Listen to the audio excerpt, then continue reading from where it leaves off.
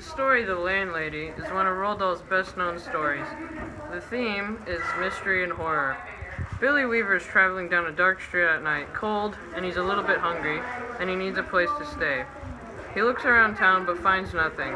Soon, he finds a house with a fire-lit living room and a sign on the front door that tells him it's a hotel. He rings the doorbell and a nice old woman greets him at the door. She tells him to come in, and he does, signing his name in a boarding house guest book. As he reads who else stayed there, he notices that the last guests were there a while back, and that their names seem familiar.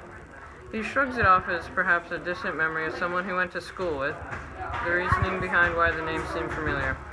The woman offered Billy some food and drink, but he does not accept, saying that he would like to go straight to bed, because he has work the next day. However, he eventually accepts some tea and sits down with the woman. He notices her pet parrot sitting quietly in a cage and a dachshund sitting on the floor right in front of the cozily warm fireplace. Together they have a conversation about the guests that were there before, and the woman says some strange things about Mr. Mulholland, proclaiming that his skin was very soft.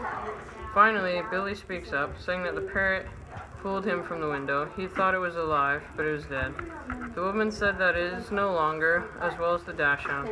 Billy is worried more than ever and finally realizes where he saw the names from the guest book. They mysteriously disappeared. It was in the newspaper. The story ends abruptly with Billy asking the woman if there have been any other guests there in the last 3 years. She says no, only him.